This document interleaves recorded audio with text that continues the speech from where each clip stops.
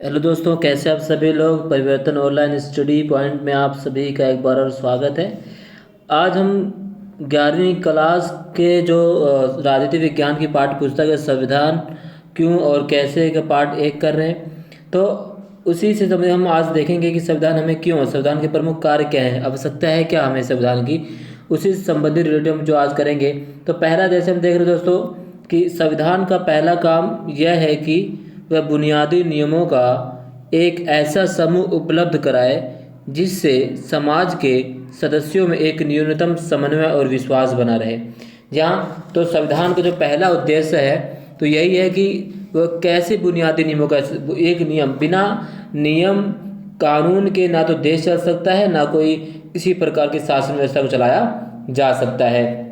अब संविधान हमें कुछ ऐसे बुनियादी सिद्धांत का समूह देता है जिसके आधार पर राज्य का निर्माण किया जाता है।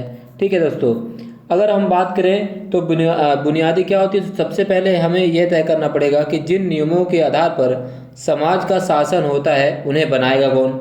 अब एग्जाम्पल के लिए मैं आपको बता दूं, आपको अगर ए नियम बनाने की इच्छा है, जी हाँ, आपको ए नियम बनाने की इच्छा है लेकिन दूसरे लोगों को बी नियम बनाना चाहते हैं, फिर ये कैसे तय किया जाएगा कि किसकी इच्छा वाले नियम से हम शासन हो।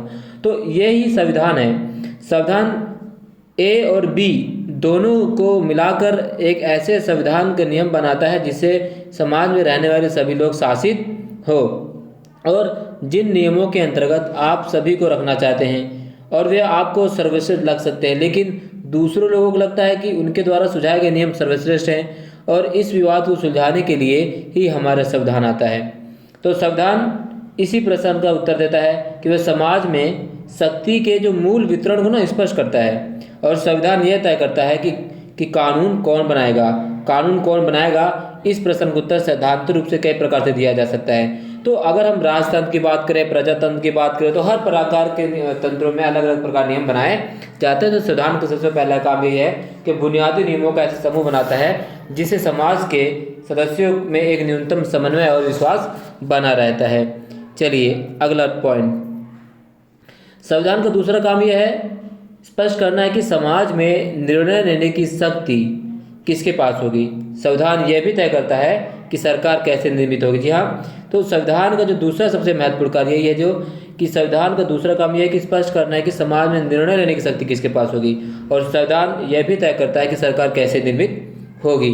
अब मान लीजिए आपने तय कर लिया कि निर्णय कौन करेगा, किंतु जब उस सत्ता ने कानून बनाए तब आपको लगा कि वे कानून पूर्णतः अनुचित हैं।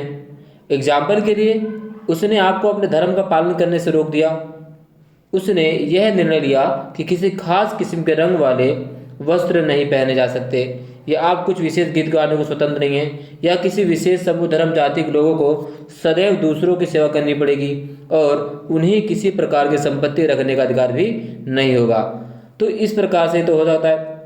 दूसरा, अगर हम देखें, या किसी एक खास रंग वाले को ही कुएं से पानी भरने की इजाज़त दी जाएगी। स्वाभाविक है कि आपको ये कानून अनुचित और अन्यायपूर्ण लगेंगे। ठीक है, और यही सभी कानून उस सरकार द्वारा बनाए गए जो एक विशेष प्रक्रिया का पालन करके बनी थी, लेकिन सरकार द्वारा ऐसे कानूनों को बनाने पीछे जरूरत कोई अन्यायपूर्ण बात रही होगी।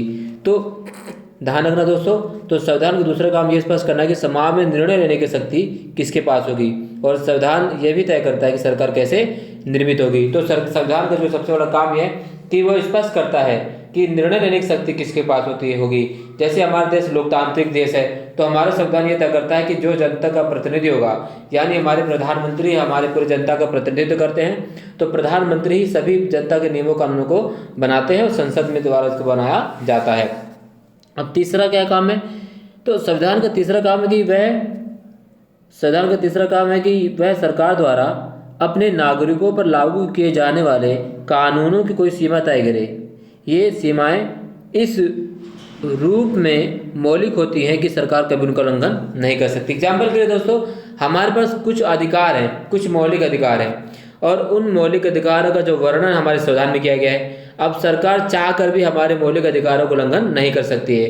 यदि सरकार या कोई ऐसी शासन व्यवस्था हमारे मौलिक अधिकारों को उल्लंघन करती है तो हम सीधा न्यायालय में जा सकते हैं। तो इस तरह जो हमारी शक्तियां हैं वो सरकार, जो हमारे अधिकार है वो सरकार की शक्तियों को सीमित करता है। सरकार की शक्तियों को सीमित करने का सबसे सरल तरीका है नागरिकों के रूप में हमारे जो मौलिक अधिकार को स्पष्ट दिया जाए और कोई भी सरकार कभी भी उनका उल्लंघन ना कर सके। तो इस तरीके से हम समझ सकते हैं।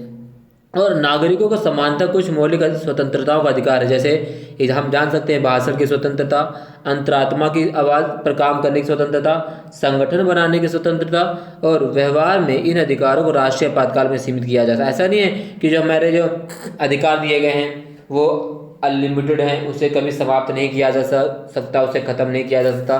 कुछ विशेष परिस्थितियों में सरकार संसद जो है कानून बनाकर हमारे अधिकारों को सीमित कर सकती है। ठीक है। और चौथा क्या है हमारे संविधान का, तो चौथा संविधान का जो चौथा काम होता है दोस्तों कि वह सरकार को ऐसी क्षमता प्रदान करे जिससे वह जनता की आकांक्षाओं को पूरा कर सके और एक न्यायपूर्ण समाज की स्थापना के लिए उचित परिस्थितियों का निर्माण कर सके। ठीक है, ये हमारे संविधान का चौथा कार्य होता है।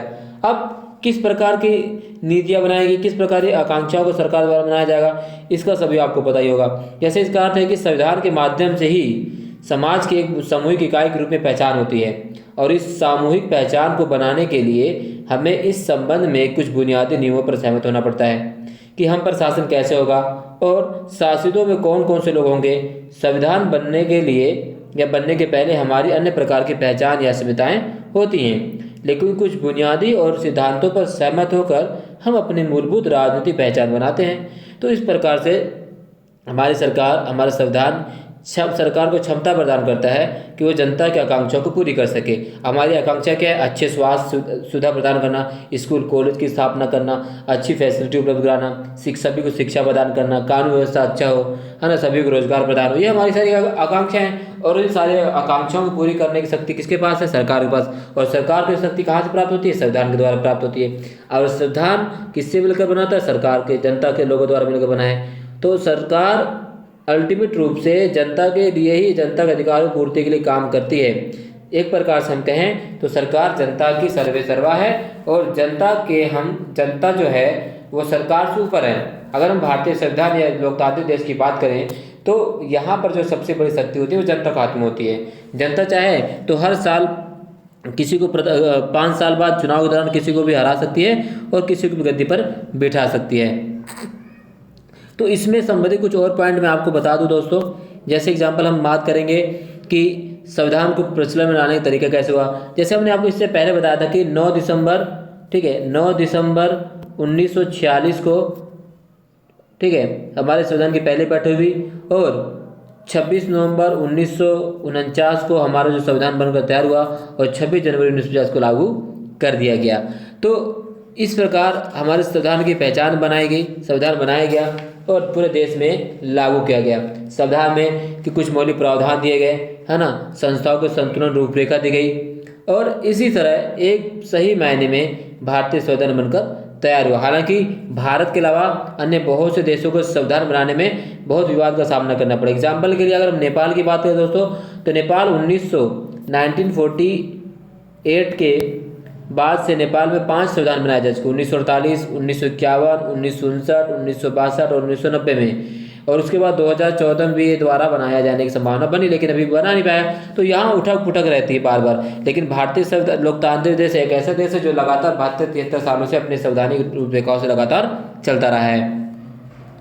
तो दोस्तों ये हमारे पहले पार्ट की हायरार्की है और जो अगला पार्ट से हम अपने सब्जेक्ट में आएंगे और वहाँ से आपको और मज़ा आने वाला है। अच्छी तरह बने रहने के लिए चैनल को सब्सक्राइब कीजिए, लाइक कीजिए और बेल आइकन को दबा दीजिए। तब तक के लिए जय हिंद और घर में रहिए, सुरक्षित रहिए और पढ़ाई पर ध्यान दीजिए।